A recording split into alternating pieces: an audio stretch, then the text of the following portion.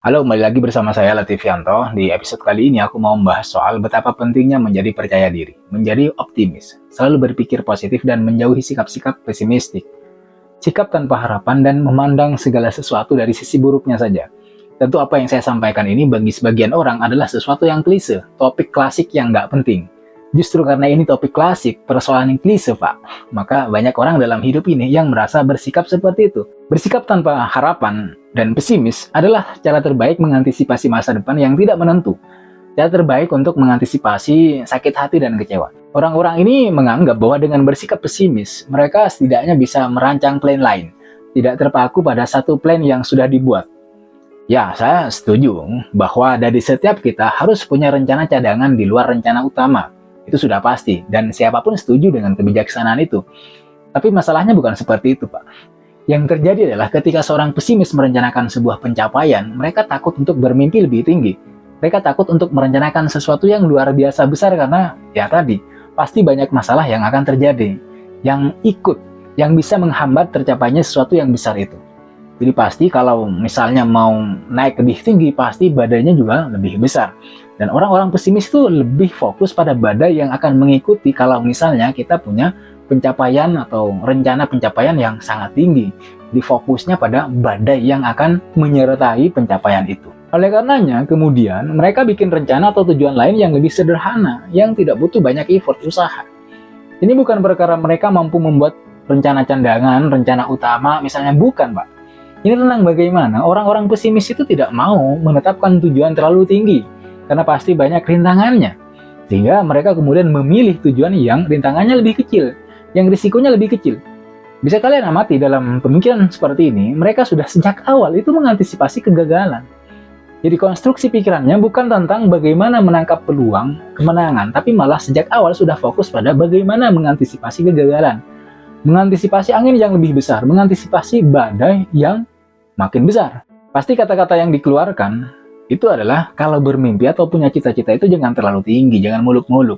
Kita disuruhnya untuk realistis. Oke, realistis itu penting, tapi lebih penting lagi kalau setelah kita mempertimbangkan segala kemungkinannya, kita lebih fokus dan yakin untuk membangun usaha yang bisa mencapai tujuan yang sudah kita tetapkan.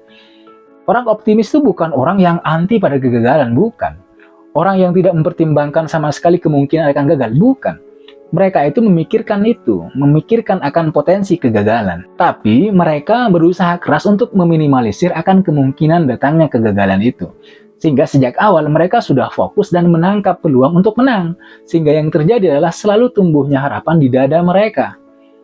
Ini tentu berbeda dengan tipe pertama yang kita bicarakan sekarang. Orang-orang pesimis yang sikap mental atau pandangan hidup mereka itu cenderung melihat segala hal dengan pandangan negatif, pesimistik. Orang dengan sikap pesimis sering merasa bahwa segala sesuatu akan berakhir dengan buruk, dan mereka sulit melihat potensi kebaikan atau harapan di masa depan. Termasuk dalam hal ini, Pak. Orang-orang yang pesimis itu selalu menganut atau selalu menganggap orang-orang di sekitarnya itu dengan tujuan negatif. Selalu melihat orang lain punya motif untuk merugikan dirinya. Misalnya, ada satu orang pesimis di sekitarmu, terus dengan tanpa sengaja dia mengalami kegagalan di satu pekerjaan. Dia akan melemparkan kesalahan pada orang lain. Atau dalam bahasa sehari-hari kita, dia akan berusaha keras untuk mencari kambing hitam. Dia menganggap ada orang-orang tertentu di sekitarnya yang tidak ingin dia sukses, yang ingin menjegal dia. Orang yang pesimis selalu melihat orang lain dengan kerangka keburukan, menganggap setiap orang itu punya motif buruk terhadap dirinya. Jadi begini, Pak. Orang-orang pesimis itu selalu melihat sisi buruk. Mereka cenderung fokus pada segala kemungkinan buruk yang dapat terjadi dalam situasi atau kehidupan mereka. Sehingga, karena mereka selalu melihat sisi buruk dari segala sesuatu, mereka sulit sekali untuk optimis. Mereka sering kesulitan melihat sisi positif dari suatu masalah atau kejadian.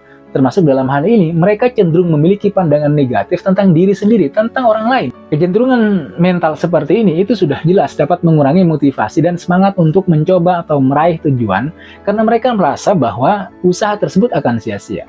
Mereka tidak mau melakukan sesuatu yang belum jelas atau belum pasti hasilnya bagaimana. Mereka lebih sering untuk melihat betapa banyak orang yang sudah gagal di pekerjaan tertentu. Misalnya, jadi penulis atau jadi content creator. Orang-orang pesimis itu cenderung melihat angka kegagalan daripada melihat berapa banyak orang yang sudah sukses di jalan itu. Mereka nggak mau mencoba sebuah jalan, apalagi jalan atau pekerjaan yang mengandung banyak risiko. Gagal itu risiko dari sebuah pilihan. Orang yang sudah sejak awal fokus pada akibat yang buruk, takut untuk gagal, mereka tidak akan pernah mencoba jalan baru. Mereka tidak punya kepercayaan diri bahwa mereka bisa melakukannya. Mereka selalu merasa tidak punya kemampuan untuk menghadapi tantangan dan mengantisipasi kesulitan. Dan biasanya terlalu banyak mengeluh. Apa saja dikeluhkan? Yang nggak punya uang lah, istri yang cerewet lah, istri yang boros lah, orang tua yang tidak mewariskan kekayaan lah. Pokoknya yang keluar dari mulutnya adalah hal-hal buruk. Yang keluar dari mulutnya itu plastik, bungkus rokok, botol air, comberan, dan sejenisnya karena yang ada di pikiran mereka adalah sampah, kotoran. Jadi seharusnya bagaimana, Pak?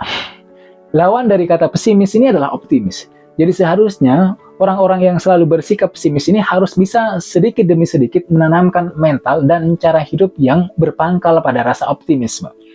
Helen Keller pernah mengatakan, optimisme adalah sebuah keyakinan yang membawa pada pencapaian hasil. Tidak ada yang bisa diperbuat tanpa harapan dan percaya diri. Saya selalu bilang, hanya harapanlah yang membuat orang itu mampu berdarah-darah untuk mencapai sesuatu. Harapan adalah satu-satunya bahan bakar yang dimiliki manusia untuk menjalani hidup dan kehidupan ini. Tiap pagi kamu pergi ke kantor, tiap pagi kamu ngojek, tiap pagi kamu pergi ngajar, tiap pagi kamu pergi kuliah, tiap pagi kamu belajar, itu karena kamu punya harapan besok kamu punya kehidupan yang lebih baik. Kamu sekolah tinggi-tinggi karena kamu punya mimpi kelak kamu bisa menjadi pendidik yang baik. Kelak kamu punya kehidupan yang lebih baik ketimbang orang lain yang tidak sekolah di sekitar kamu, misalnya begitu. Kamu rela mengeluarkan dana 50 juta untuk mendanai sebuah usaha yang baru dibangun karena kamu punya harapan.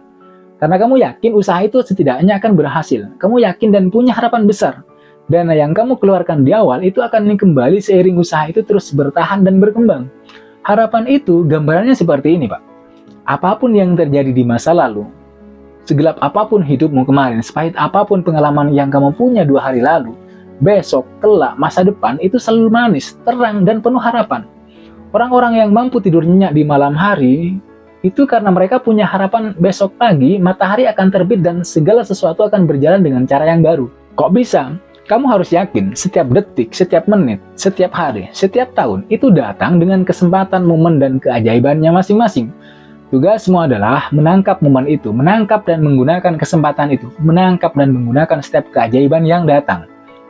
Yang harus kamu lakukan itu adalah percaya pada masa depan. Percaya bahwa setiap badai pasti akan berlalu. Bahwa setelah malam yang gelap, malam panjang yang gelap, besok akan terbit matahari.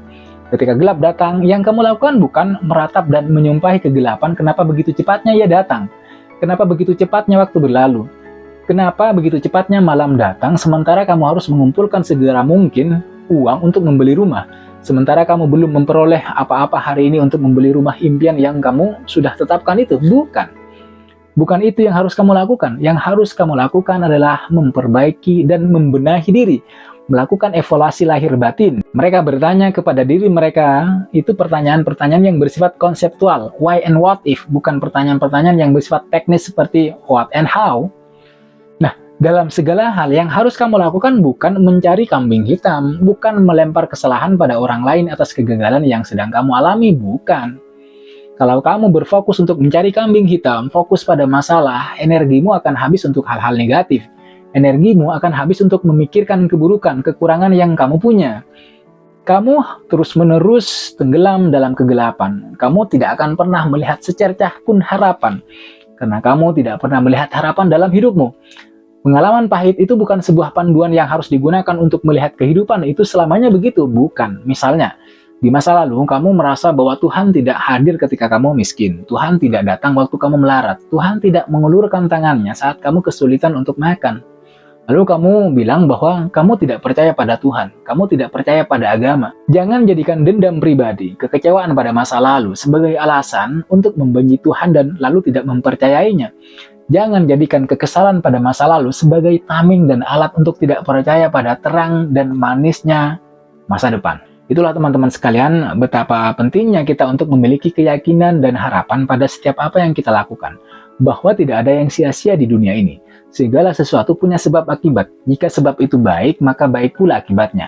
Jika sebab itu buruk, maka kemungkinan buruk juga akibat yang akan kita tuai.